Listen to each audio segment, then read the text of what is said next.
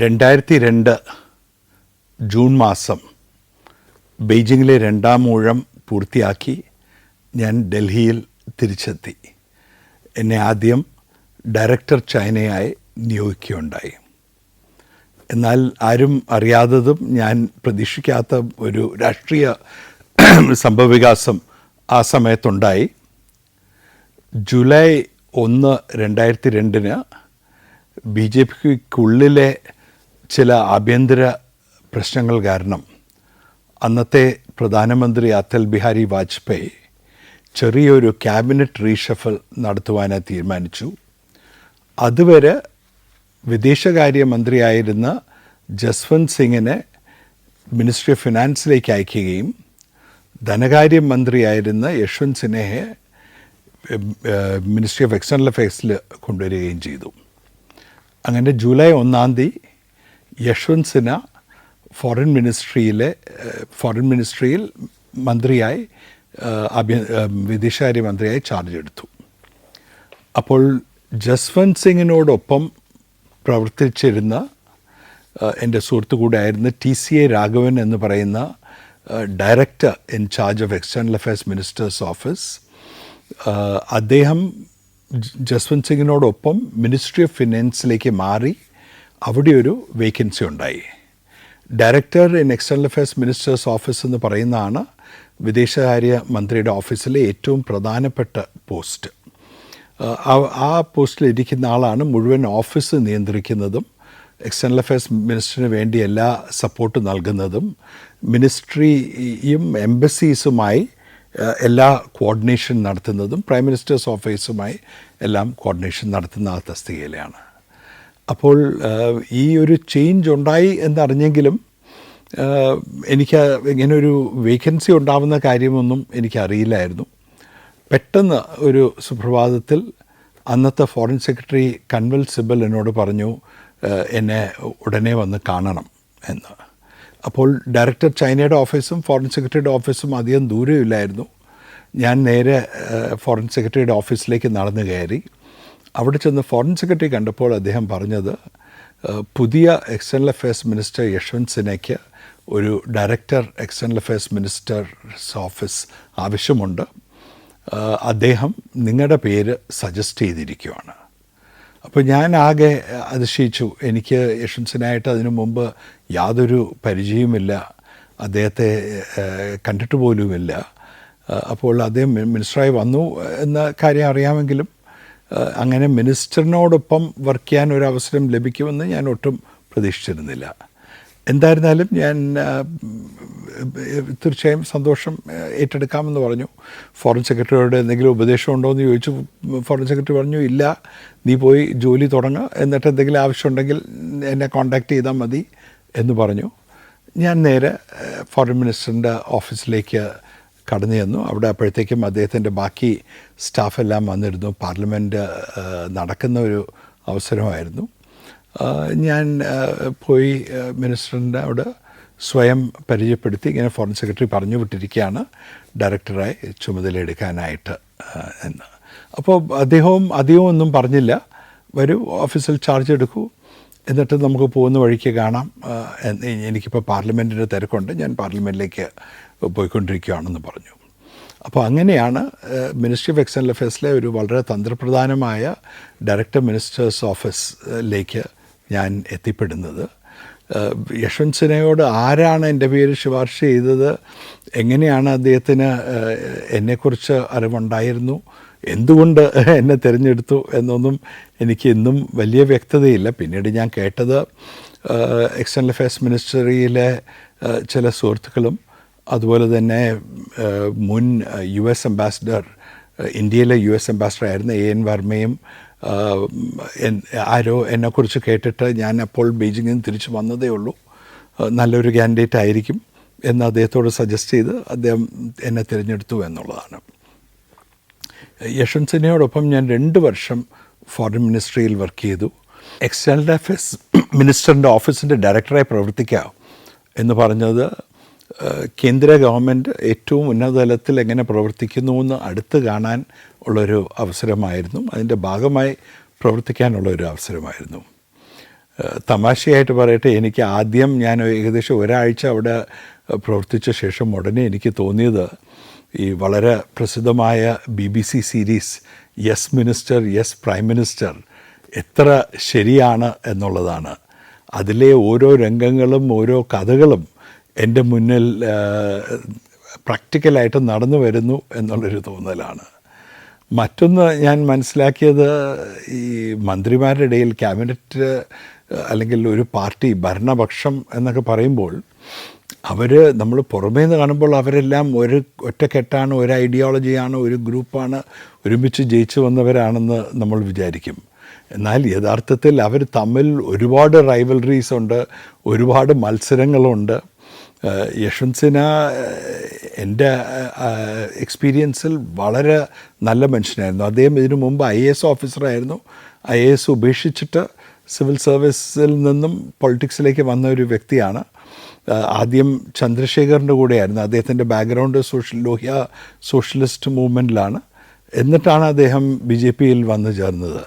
അതുകൊണ്ട് അദ്ദേഹം അങ്ങനെ ഒരു കൺവെൻഷണൽ BJP RSS വ്യക്തിയല്ലായിരുന്നു. ഒരു വളരെ സോഫിസ്റ്റിക്കേറ്റഡ് ഫോമർ ബ്യൂറോക്രാറ്റ്, ഇൻ്റലക്ച്വൽ എന്ന നിലയിലാണ് അദ്ദേഹത്തെ കണ്ടിരുന്നത്. അദ്ദേഹത്തിൻ്റെ കുടുംബവും അതുപോലെ വളരെ മിഡിൽ ക്ലാസ് മോം ഫ്രണ്ട്ലി ആയിട്ടുള്ള കുടുംബമായിരുന്നു. അദ്ദേഹത്തിൻ്റെ വൈഫ് നീലിമ കുട്ടികൾക്ക് വേണ്ടി കഥ എഴുതുന്ന ആളായിരുന്നു.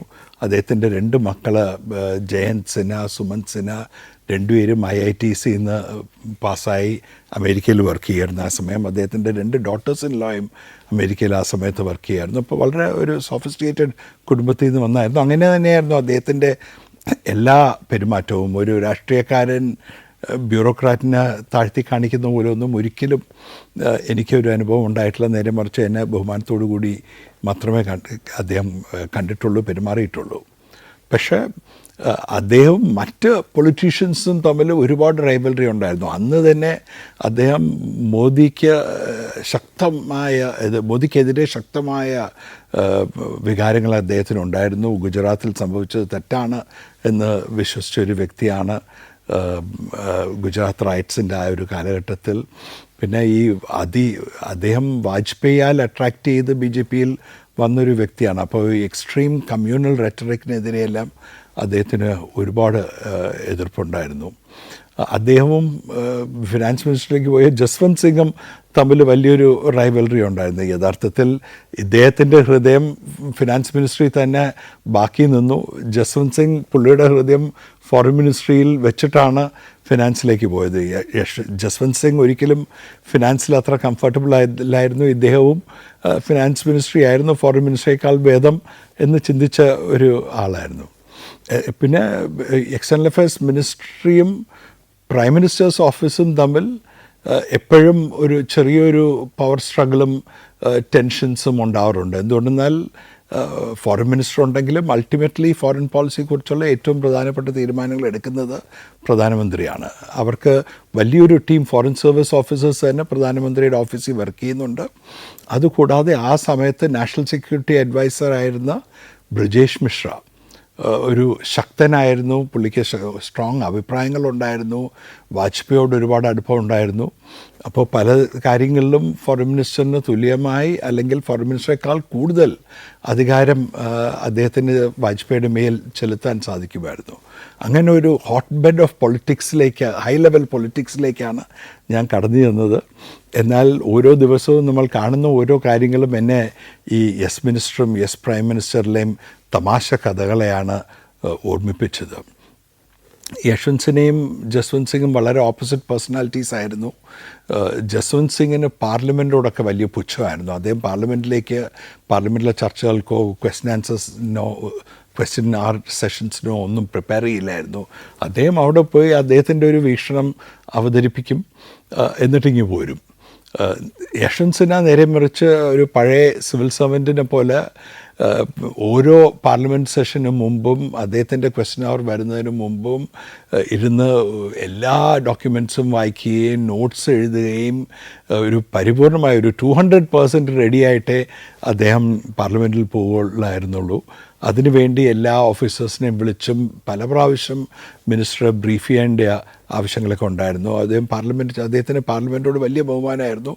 ഒരു കാരണവശാലും പാർലമെൻറ്റ് മിസ് ചെയ്യരുത്, മിസ് ചെയ്യുവാണെങ്കിൽ എന്തെങ്കിലും ഫോറിൻ യാത്ര കാരണം മിസ് ചെയ്യുന്നുണ്ടെങ്കിൽ സ്പീക്കറുടെ അനുവാദം മേടിക്കണം, പ്രൈം മിനിസ്റ്ററിൻ്റെ അനുവാദം മേടിക്കണം എന്നെല്ലാം അദ്ദേഹത്തിന് നിർബന്ധമുണ്ടായിരുന്നു. അപ്പോൾ പാർലമെൻറ്റിന് ഒരുപാട് റെസ്പെക്റ്റ് ചെയ്ത് മറ്റ് പാർലമെൻറ്റ് മെമ്പേഴ്സിൻ്റെ അഭിപ്രായം കേട്ട് അവർക്ക് അതിന് റെസ്പോൺസീവായിരിക്കുക എന്നുള്ളതെല്ലാം യശ്വന്ത് സിൻഹയ്ക്ക് വളരെ പ്രധാനമായിരുന്നു. അതേസമയം ഈ യശ്വന്ത് സിൻഹയും ജസ്വന്ത് സിംഗും തമ്മിൽ ഈ കോൺട്രാസ്റ്റിംഗ് പേഴ്സണാലിറ്റീസ് ആയതുകൊണ്ട് ഒരു വളരെ വ്യത്യസ്ത സ്റ്റൈലോട് കൂടിയാണ് യശ്വന്ത് സിൻഹ ഫോറിൻ മിനിസ്ട്രിക്ക് വേണ്ടി പാർലമെൻറ്റിൽ വാദിച്ചത്. സത്യം പറഞ്ഞാൽ ആ സമയത്താണ് ഞാൻ ഒരു ഫോറിൻ മിനിസ്റ്റർ അല്ലെങ്കിൽ ഒരു രാഷ്ട്രീയക്കാരൻ്റെ ജീവിതം എത്രത്തോളം ബുദ്ധിമുട്ടേറിയതാണ് എന്ന് കൂടി മനസ്സിലാക്കിയത്. അതിരാവിലെ അദ്ദേഹത്തിൻ്റെ വീട്ടിൽ അദ്ദേഹത്തെ കാണാനായിട്ട് അദ്ദേഹത്തിൻ്റെ കോൺസ്റ്റിറ്റ്യുവൻസിയായ റാഞ്ചിയിൽ നിന്ന് ആൾക്കാർ വരും, ബീഹാറിൽ നിന്ന് ആൾക്കാർ വരും. അവരെല്ലാവരെയും കണ്ട ശേഷമാണ് അദ്ദേഹം ഓഫീസിൽ വരുന്നത്. ഓഫീസിൽ വന്നാൽ രാവിലെ തൊട്ട് വൈകുന്നേരം വരെ അദ്ദേഹത്തിന് മീറ്റിങ്സും വിസിറ്റേഴ്സും ചർച്ചകളും എല്ലാം ഉണ്ടാവും. ഒരുപാട് പേപ്പർ വായിക്കണം. അദ്ദേഹത്തിൻ്റെ ടേബിളിൽ എന്നും എൻ്റെ ഉത്തരവാദിത്വമായിരുന്നു ഫയൽസ് എല്ലാം പ്രയോറിറ്റൈസ് ചെയ്ത് അദ്ദേഹത്തിൻ്റെ മുന്നിൽ എത്തുക എന്നുള്ളത്. അദ്ദേഹത്തിൻ്റെ പോളിസി തന്നെ ആ ദിവസത്തെ ഫയൽസ് അന്ന് തന്നെ ക്ലിയർ ചെയ്യണം, ഒരെണ്ണം പോലും അടുത്ത ദിവസത്തേക്ക് വെക്കാൻ പാടില്ല എന്നുള്ളതായിരുന്നു. അത് കാരണം രാത്രി 8:30-9 മണി വരെ ചിലപ്പോൾ വർക്ക് ചെയ്യേണ്ടി വന്നിരുന്നു. പിന്നെ പാർലമെൻറ്റുള്ള ദിവസങ്ങളിൽ ഒരുപാട് സമയം പാർലമെൻറ്റിലും ചിലവാക്കും. ക്യാബിനറ്റുള്ള ദിവസങ്ങളിൽ ക്യാബിനറ്റിലേക്ക് പോകേണ്ടി വരും. പിന്നെ പാർലമെൻറ്റിൽ അൾട്ടിമേറ്റ്ലി മിനിസ്ട്രി എന്ത് തീരുമാനമെടുത്താലും അത് ഡിഫെൻഡ് ചെയ്യേണ്ടത് ഫോറിൻ മിനിസ്റ്ററാണ്. അപ്പോൾ അതിന് ചിലപ്പോൾ ആ തീരുമാനങ്ങൾ ഫോറിൻ മിനിസ്റ്റർ ആയിരിക്കില്ല എടുത്തത്, പ്രൈം മിനിസ്റ്റർ ആയിരിക്കും എടുത്തത്, അല്ലെങ്കിൽ നാഷണൽ സെക്യൂരിറ്റി അഡ്വൈസർ വഴി പോയൊരു തീരുമാനമായിരിക്കും. എന്നാലും പബ്ലിക് ഫേസ് ഫോറിൻ മിനിസ്റ്റർ ആയതുകൊണ്ട് ആ പബ്ലിക് ഡിഫൻസ് ഫോറിൻ മിനിസ്റ്റർ തന്നെ ചെയ്യേണ്ടി വരും. പിന്നെ മിനിസ്ട്രിക്ക് വേണ്ടി പരമാവധി പണം പാർലമെൻറ്റിൽ നിന്നും ഗവൺമെൻറ്റിൽ നിന്നും ബഡ്ജറ്റിൽ കൊണ്ടുവരിക എന്നുള്ളത് ഫോറിൻ മിനിസ്റ്ററിൻ്റെ വലിയൊരു ഉത്തരവാദിത്വമാണ്. ആൻഡ് മൂന്നാമത് ഒരു വളരെ ഇൻസെക്യൂർ ജോബാണ്. അൾട്ടിമേറ്റ്ലി പ്രധാനമന്ത്രിയുടെ സന്തോഷത്തിലാണ് ഫോറിൻ മിനിസ്റ്ററിൻ്റെ ജോലി. പ്രധാനമന്ത്രി അൺഹാപ്പി ആയാൽ ആ ജോലി പോയി. ഏത് സമയവും ഏത് നേരവും ഡിസ്മിസ് ചെയ്യപ്പെടാവുന്ന ഒരു വ്യക്തിയാണ് നമ്മുടെ മന്ത്രിമാർ. അത് ആ പ്രൈം മിനിസ്റ്ററിൻ്റെ കോൺഫിഡൻസിൽ മാത്രമാണ് ബേസ്ഡ്. ഇതെല്ലാം ഞാൻ ആ സമയത്ത് അടുത്ത് കണ്ട് അറിഞ്ഞതാണ്. Djibouti, Fiji, Lebanon, Ethiopia, Armenia. Sancharam volume number 17. Full HD-യിലുള്ള ഈ അപൂർവ ദൃശ്യയാത്രാ വിവരണ ശേഖരം സ്വന്തമാക്കാൻ സഞ്ചാരം എന്ന് SMS ചെയ്യൂ. ഫോൺ 9995 444 222. ചെറിയൊരു തമാശ, അദ്ദേഹത്തിൻ്റെ പല പ്രസംഗങ്ങളും എനിക്ക് എഴുതാൻ അവസരമുണ്ടായി. അദ്ദേഹവുമായി ചർച്ച ചെയ്ത് ആശയവിനിമയം നടത്തി ഞാൻ അദ്ദേഹത്തിന് വേണ്ടി പ്രസംഗങ്ങൾ ഡ്രാഫ്റ്റ് ചെയ്ത് കൊടുക്കുമായിരുന്നു. അത് പിന്നെ അദ്ദേഹവും കറക്റ്റ് ചെയ്യും, ഞങ്ങൾ ഒരുമിച്ചിരുന്ന് കറക്റ്റ് ചെയ്യും. അങ്ങനെയൊക്കെയായിരുന്നു പ്രാക്ടീസ്. അപ്പോൾ ഒരിക്കൽ അദ്ദേഹത്തിൻ്റെ ഒരു പ്രസംഗത്തിന് വേണ്ടി തയ്യാറെടുക്കുന്ന കൂട്ടത്തിൽ അദ്ദേഹം പറഞ്ഞു, ഇതും കൂടെ ഒന്ന് ചേർക്ക്, ഞാൻ പട്ന ജയിലിൽ ഇന്ന വർഷം ഒരു ദിവസം തടവിലായിരുന്നു എന്നുള്ളത് എടുത്തു കാണിക്കണം ആ പ്രസംഗത്തിൽ. അപ്പോൾ അദ്ദേഹം ഇത് പറഞ്ഞപ്പോൾ ഞാൻ കേട്ടു. എന്നിട്ട് ഞാനൊന്ന് ചിരിച്ചു. അപ്പോൾ പുള്ളി ചോദിച്ചു, എന്താ ചിരിക്കുന്ന? അല്ല, അങ്ങ് മിനിസ്റ്റർ പട്ന ജയിലിൽ ഒരു ദിവസമല്ലേ ഇരുന്നിട്ടുള്ളൂ, ഞാൻ തിഹാർ ജയിലിൽ 9 ദിവസം ഇരുന്നിട്ടുള്ള വ്യക്തിയാണെന്ന് പറഞ്ഞപ്പോൾ അദ്ദേഹവും പൊട്ടിച്ചിരിച്ചു. എന്നിട്ട് എന്നോട് തിഹാർ ജയിൽ സംഭവങ്ങളുടെ കാര്യങ്ങളൊക്കെ ചോദിക്കുകയുണ്ടായി. അങ്ങനെ ആ ഒരു യശ്വന്ത് സിൻഹ കാലഘട്ടം 2 വർഷം വളരെ പെട്ടെന്നാണ് പോയത്. ഒരുപാട് രാജ്യങ്ങളിൽ സന്ദർശിക്കാനായിട്ടുള്ള അവസരങ്ങളുണ്ടായിരുന്നു, ഒരുപാട് മീറ്റിങ്ങുകളുണ്ടായിരുന്നു. എനിക്കിപ്പോഴും ഓർമ്മയുണ്ട്, മൊറീഷ്യസിലെ ഒരു ഫോറിൻ മിനിസ്റ്റർ ഇദ്ദേഹത്തെ കാണാൻ വന്നപ്പോൾ അവർക്ക് മൊറീഷ്യസുകാർക്ക് ഇന്ത്യയോട് വളരെയധികം ബഹുമാനമാണ്. ഇന്ത്യ ഒരു മദർ കൺട്രി ആയിട്ടാണ് അവർ കാണുന്നത്. അപ്പോൾ ഈ മന്ത്രി വന്നിട്ട് നമ്മുടെ ഫോറിൻ മിനിസ്റ്ററിൻ്റെ റൂമിലേക്ക് കയറുമ്പോൾ, സൗത്ത് ബ്ലോക്കിലെ റൂമിലേക്ക് കയറുമ്പോൾ തന്നെ തറയിൽ തൊട്ട് കണ്ണിൽ വെച്ചിട്ടാണ് പുള്ളി മുറിക്കകത്ത് വരുന്ന ചർച്ചയ്ക്കായിട്ട്. അത്രയ്ക്ക് ബഹുമാനമാണ് ഇന്ത്യയോട്. അതാണ് അവർ അതിലൂടെ പ്രകടിപ്പിച്ചത്. പക്ഷേ അതുപോലെ തന്നെ പല പ്രാവശ്യം പ്രൈം മിനിസ്റ്ററിൻ്റെ യാത്രകളിൽ ന്യൂയോർക്കിൽ പോകാൻ അവസരമുണ്ടായി. ഞങ്ങൾ വിയറ്റ്നാമിൽ പോയി, മാൽദീവ്സിൽ പോയി, വാഷിങ്ടൺ DC പോയി. യശ്വന്ത് ഒരുപാട് യാത്രകൾ നടത്താൻ എനിക്ക് അവസരമുണ്ടായിരുന്നു. പക്ഷേ ഏറ്റവും ഓർമ്മയിൽ തട്ടി നിൽക്കുന്ന ഒരു യാത്ര പാകിസ്ഥാനിലേക്കായിരുന്നു. ഒരു സാർക്ക് ഫോറിൻ മിനിസ്റ്റേഴ്സ് മീറ്റിങ്ങിനായിട്ട് പോയതാണ്. ഞാൻ അതിനു മുമ്പ് ഒരിക്കലും പാകിസ്ഥാനിൽ പോയിട്ടില്ലായിരുന്നു. അപ്പോൾ എൻ്റെ ആദ്യത്തെ പാകിസ്ഥാൻ സന്ദർശനമായിരുന്നു. പ്രധാന മീറ്റിംഗ് ഇസ്ലാമാബാദിലായിരുന്നെങ്കിലും മീറ്റിങ്ങിന് ശേഷം എംബസിയിലെ സുഹൃത്തുക്കളോടൊപ്പം റാവൽപിണ്ടിയിൽ വൈകുന്നേരം പോയി റാവൽപിണ്ടിയുടെ ഒരു അറ്റ്മോസ്ഫിയറൊക്കെ കാണാൻ സാധിച്ചു. അവിടുത്തെ ഭക്ഷണം കഴിക്കാൻ സാധിച്ചു. അപ്പോഴാണ് ഞാൻ മനസ്സിലാക്കിയത് പാകിസ്ഥാനികൾ ഡാലിൽ പോലും മീറ്റും മട്ടണും ചിക്കനും ഒക്കെ ചേർക്കാറുണ്ട്. നോൺ വെജിറ്റേറിയൻ ഡാലാണ് അവർക്കിഷ്ടം. ബട്ട് എൻ്റെ ഔദ്യോഗിക മീറ്റിങ്സ് എല്ലാം കഴിഞ്ഞ ശേഷം യശ്വന്ത് സിൻഹ തിരിച്ച് ഡൽഹിയിലേക്ക് വരികയുണ്ടായി. എന്നാൽ എനിക്ക് പാകിസ്ഥാൻ കുറച്ചുകൂടെ കാണണമെന്ന് വലിയൊരു ആഗ്രഹം ഉണ്ടായിരുന്നു. അതുകൊണ്ട് ഞാൻ ഞങ്ങളുടെ കൂട്ടത്തിൽ തന്നെ വന്ന ഒരു മിസ്റ്റർ ബെറി എന്ന് പറഞ്ഞ താജ് ഹോട്ടലിൽ വർക്ക് ചെയ്യുന്ന വ്യക്തി ഉണ്ടായിരുന്നു. അപ്പോൾ അദ്ദേഹത്തിന് ലാഹോറിൽ ചില സുഹൃത്തുക്കൾ ഉണ്ടായിരുന്നു, അവരെ കാണണമെന്നുണ്ടായിരുന്നു. അദ്ദേഹത്തിനും ഒരു പ്ലാൻ ഉണ്ടായിരുന്നു.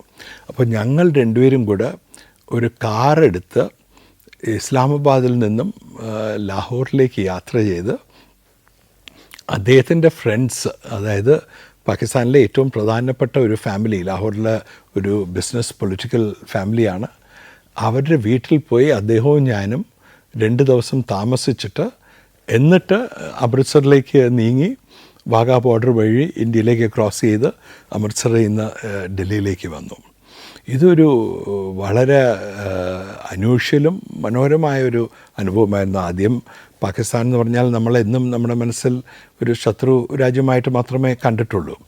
ഞാൻ ജനീവയിൽ ഉണ്ടായിരുന്ന കാലഘട്ടത്തിൽ എൻ്റെ പാകിസ്ഥാനി കൗണ്ടർ പാർട്സിനെ മീറ്റ് ചെയ്യുകയും അടുത്തറിയുകയും അവരൊക്കെ ആയിട്ട് വളരെ ഫ്രണ്ട്സായിരുന്നു. സാധാരണ ഇന്ത്യൻസും പാകിസ്ഥാനീസും ഇന്ത്യക്ക് പുറത്ത് എവിടെ മീറ്റ് ചെയ്താലും വളരെ പെട്ടെന്ന് ഫ്രണ്ട്സ് ആവും. നമ്മുടെ ഇൻട്രസ്റ്റ് സിമിലറാണ്, നമ്മുടെ ബാക്ക്ഗ്രൗണ്ട് സിമിലറാണ്, നമ്മുടെ പൊളിറ്റിക്കൽ നമ്മുടെ അഡ്മിനിസ്ട്രേറ്റീവ് സിസ്റ്റംസ് സിമിലറാണ്. പൊളിറ്റിക്കൽ സിസ്റ്റം വ്യത്യസ്തമാണെങ്കിലും എൻ്റെ രണ്ടുപേരും ഹിന്ദി ഉറുദു തമ്മിൽ ഒരുപാട് സാമ്യതകളുണ്ട്. അതുകൊണ്ട് പെട്ടെന്ന് നമുക്ക് നമ്മുടെ ഭാഷയിൽ തന്നെ സംസാരിക്കാനും സാധിക്കും. അപ്പോൾ അങ്ങനെ പാകിസ്ഥാൻ ഡിപ്ലോമാറ്റ്സൊക്കെ ഫ്രണ്ട്സ് ആയിരുന്നു. അവരിലൂടെ പാകിസ്ഥാനെ ഒരു പരിധിവരെ മനസ്സിലാക്കിയിട്ടുണ്ട്. എന്നാൽ പാകിസ്ഥാനിൽ യാത്ര ചെയ്ത് ഈ ISIയുടെയും മറ്റുള്ളവരുടെ എല്ലാം നിരീക്ഷണം ഉണ്ടായിട്ടും നമുക്കൊരു പാകിസ്ഥാനി കുടുംബത്തിനോടൊപ്പം താമസിക്കാൻ സാധിക്കുമെന്ന് ഞാൻ ഒട്ടും പ്രതീക്ഷിച്ചിരുന്നില്ല. പക്ഷേ ഈ മിസ്റ്റർ ബെറി എന്ന് പറഞ്ഞ എൻ്റെ സുഹൃത്ത് വഴി ഞാൻ അവിടുത്തെ ചൗധരീസ് എന്നാണ് പറയുന്നത്, ലാഹോറിലെ ഏറ്റവും വലിയൊരു ഫാമിലിയാണ്. അവരുടെ ഒരു ബ്രദറ് നേരത്തെ തന്നെ ഡിഫൻസ് മിനിസ്റ്ററായിരുന്നു. അതിനുശേഷം അദ്ദേഹം ഹോം മിനിസ്റ്ററായി, പാകിസ്ഥാൻ്റെ പ്രസിഡൻ്റായി. മറ്റൊരു ബ്രദറാണ് ബിസിനസ് കാര്യങ്ങൾ മുഴുവൻ കാണുന്നത്. ഒരു വലിയൊരു കൂട്ടുകുടുംബമായിരുന്നു, ഒരു വലിയ എസ്റ്റേറ്റിനുള്ളിൽ. അവരുടെ അമ്മൂമ്മയുണ്ടായിരുന്നു. അമ്മൂമ്മയ്ക്ക് ഭയങ്കര സ്നേഹമായിരുന്നു. എന്നെ വിളിച്ച് വരൂ, അടുത്തിരിക്കൂ, ഭക്ഷണം കഴിച്ചോ എന്നൊക്കെ ചോദിച്ചു. നമ്മുടെ നാട്ടിലെ ഏതൊരു അമ്മൂമ്മയെ പോലെയും പുതിയതായി വരുന്ന ഒരു ചെറുപ്പക്കാരന് ഒരുപാട് സ്നേഹം നൽകി. പിന്നെ അവർ പലരും ഭയങ്കര അപ്പോളജറ്റിക്കാണ്. നമ്മൾ ഇങ്ങനെ അവർ ഓരോ വാക്കിലും ഇങ്ങനെ മാഷാ അല്ലാ, ഇൻഷാ അല്ലാ എന്നൊക്കെ അവർക്ക് നാച്ചുറലായിട്ട് വരും. അത് കേട്ട് നമ്മൾ തെറ്റിദ്ധരിക്കരുത്. അവരാരും അങ്ങനെ ഒരു എക്സ്ട്രീം റിലീജിയസ് മെൻറ്റാലിറ്റി ഉള്ള ആൾക്കാരല്ല. വളരെ പ്രോഗ്രസീവാണ്, മോഡേൺ ആണ്. അവർ എല്ലാവരും തന്നെ ഇന്ത്യയിൽ വന്നിട്ടുണ്ട്. അവർക്കൊക്കെ നിസാമുദ്ദീനിൽ പോവുക, അജ്മേറിലെ മൊയ്നുദ്ദീൻ ചിസ്റ്റിയുടെ ടൂമ്പിൽ പോയി പ്രാർത്ഥിക്കുക എന്നുള്ളത് വളരെ വലിയ കാര്യമാണ്. അങ്ങനെ വളരെ വാം ആൻഡ് ഫ്രണ്ട്ലി ആയിട്ടുള്ളൊരു പാകിസ്ഥാനി ഫാമിലി മീറ്റ് ചെയ്യുകയും, ലാഹോർ എന്ന് പറയുന്നത് പാകിസ്ഥാനിലെ പഞ്ചാബിൻ്റെ തലസ്ഥാനമാണ്. അവിടുത്തെ ആൾക്കാർ നമ്മുടെ പഞ്ചാബികളെ പോലെ തന്നെയാണ്. പക്ഷേ അവർ വെസ്റ്റ് പഞ്ചാബായിരുന്നു, ഈസ്റ്റ് പഞ്ചാബാണ് ഇന്ത്യയിലേക്ക് വന്നത്. 2 കൂട്ടർ പഞ്ചാബികളും തമ്മിൽ ഒരുപാട് സാമ്യതകളുണ്ട്. ഇപ്പുറത്ത് നമുക്ക് സിഖ്സും ഹിന്ദുസുമാണ് കൂടുതൽ, അപ്പുറത്ത് കൂടുതൽ മുസ്ലിംസാണ്. പക്ഷേ ഭാഷ ഒന്നാണ്, കൾച്ചർ ഒന്നാണ്. വളരെ വാം ആൻഡ് ഹോസ്പിറ്റബിൾ ആയിട്ടുള്ള ആൾക്കാരാണ്. അവരുടെ ഡൈനിങ് ടേബിൾ എന്ന് പറഞ്ഞാൽ നിറഞ്ഞ കവിയും ഫുഡ് ഐറ്റംസും ഉണ്ട്. അതിൽ ഭൂരിഭാഗം നോൺ വെജിറ്റേറിയൻ ആണ്. നമുക്ക് ലാഹോർ നഗരം കാണുമ്പോൾ ഉടനെ ഓൾഡ് ഡൽഹിയെക്കുറിച്ചാണ് ഓർക്കുന്നത്. കനോട്ട് പ്ലേസ് പോലെ തന്നെ അവർക്കും സുന്ദരമായ ഒരു ഷോപ്പിംഗ് ഏരിയ ഉണ്ട്. നമ്മുടെ റെഡ് ഫോർട്ട് പോലെ ലാഹോർ ഫോർട്ടുണ്ട്. ലാഹോർ ഫോർട്ടിന് മുന്നിൽ ചാന്ദ്നി ചൗക്ക് പോലെ അവർക്ക് അനാർക്കലി എന്ന് പറഞ്ഞൊരു മാർക്കറ്റുണ്ട്. അർദ്ധരാത്രി അനാർക്കലിയിൽ ചെന്ന് കുൽഫി കഴിക്കുക എന്നുള്ളത് അവിടുത്തെ നഗരവാസികളുടെ വലിയൊരു പാസ് ടൈമാണ്. അതുപോലെ തന്നെ അവർക്ക് അതിമനോഹരമായ മുഗൾ ഗാർഡൻസ് ലാഹോറിലുണ്ട്. ഇതെല്ലാം അവർ കൊണ്ടു നടന്ന് എന്നെ കാണിച്ചു. അവർക്ക് വലിയൊരു ലെതർ ഇൻഡസ്ട്രി ഉണ്ട്. അപ്പോൾ അവരുടെ ലെതർ ഇൻഡസ്ട്രിയും അവരുടെ ഷോറൂംസ് എല്ലാം കാണിച്ചു. അങ്ങനെ ഒരു വളരെ ഹാപ്പി ആയിട്ടുള്ള ഒരു 2 ദിവസം ഒട്ടും പ്രതീക്ഷിക്കാത്ത, നമ്മൾ സാധാരണ ശത്രുക്കൾ എന്നൊക്കെ കാണുന്ന പാകിസ്ഥാനീസ്. പിന്നെ അവർക്കും പ്രത്യേകിച്ച് എടുത്തു പറയേണ്ടത്, അവർക്കും അന്ന് മിലിറ്ററി സർക്കാരാണ് ഭരണത്തിൽ പാകിസ്ഥാൻ. അവർക്കും ആ മിലിറ്ററി സർക്കാരിന് അത്ര വലിയ പേടിയൊന്നുമല്ലായിരുന്നു. അത്രയ്ക്ക് ഇൻഫ്ലുവൻഷ്യലും ഇമ്പോർട്ടൻറ്റുമായിരുന്നു അവർ. അത് സാരമില്ല, ISIക്കാരൊക്കെ നോക്കും, അവർ റിപ്പോർട്ട് അയക്കും, അതൊന്നും ഭയപ്പെടാനില്ല, നിങ്ങൾ ഞങ്ങളുടെ ഗസ്റ്റാണ്, നിങ്ങൾ വന്ന് ഇവിടെ താമസിക്കൂ എന്ന് പറഞ്ഞ് എനിക്കവിടെ അവരുടെ വീട്ടിൽ സ്ഥലം ഒരുക്കി 2 ദിവസം ഡിപ്ലോമാറ്റ് ആയിരുന്നിട്ടും ഒരു സാധാരണ പാകിസ്ഥാനി വീട്ടിൽ താമസിക്കാൻ സാധിച്ചു. എന്നിട്ട് യാത്ര ചെയ്ത് വാഗാ ബോർഡറിലെത്തി. അവരുടെ കാറിൽ തന്നെ നമ്മൾ വാഗാ ബോർഡർ വരെ കൊണ്ടുവിട്ടു. വാഗാ ബോർഡർ ക്രോസ് ചെയ്ത് അപ്പുറത്ത് കാർ അറേഞ്ച് ചെയ്തിട്ടുണ്ടായിരുന്നു. എന്നിട്ടാണ് അമൃത്സറിൽ ചെന്ന് അമൃത്സറിൽ നിന്ന് ട്രെയിൻ എടുത്ത് ഡൽഹിയിലേക്ക് തിരിച്ചു വരുന്നത്. അപ്പോൾ ഫ്ലാഗ് ഹോയ്സ് ചെയ്ത് കഴിഞ്ഞാൽ ആദ്യം ചെയ്യേണ്ടത് നാഷണൽ ആന്തം. അപ്പോൾ ഏത് രാജ്യത്തിൻ്റെ പാട്ട് ആദ്യം പാടും? ഇന്ത്യയുടെ പാട്ട്, ഇന്ത്യൻ നാഷണൽ ഡേ ആയതുകൊണ്ട് ഇന്ത്യയുടെ നാഷണൽ ആന്തം ആദ്യം പാടി, ജനഗണ പാടി, അവരെല്ലാവരും പാടി, ഞാനും പാടി. ആർക്കും ഒരു ബുദ്ധിമുട്ടും ഇല്ലായിരുന്നു. എല്ലാവർക്കും ജനഗണമന നന്നായിട്ട് അറിയാം. പക്ഷേ അത് കഴിഞ്ഞിട്ട് ആരോ പറഞ്ഞു, അയ്യോ അമേരിക്കൻ നാഷണൽ ആന്തം, നമുക്ക് അമേരിക്കൻ നാഷണൽ ആന്തം പാടണം. അമേരിക്കൻ നാഷണൽ ആന്തം പാടണമെന്ന് പറഞ്ഞപ്പോൾ ആ പാട്ട് അറിയാവുന്ന ആരും തന്നെ ആ ഒരു 400 പേരുടെ ഗ്രൂപ്പിലില്ലായിരുന്നു. കുറച്ച് സ്കൂളിൽ പഠിക്കുന്ന കുറച്ച് കുട്ടികൾ ഒരു ശ്രമം നടത്തി അമേരിക്കൻ നാഷണൽ ആന്തം പാടാനായിട്ട്. പക്ഷേ അത് പൂർത്തിയാക്കാൻ പോലും അവർക്ക് സാധിച്ചില്ല.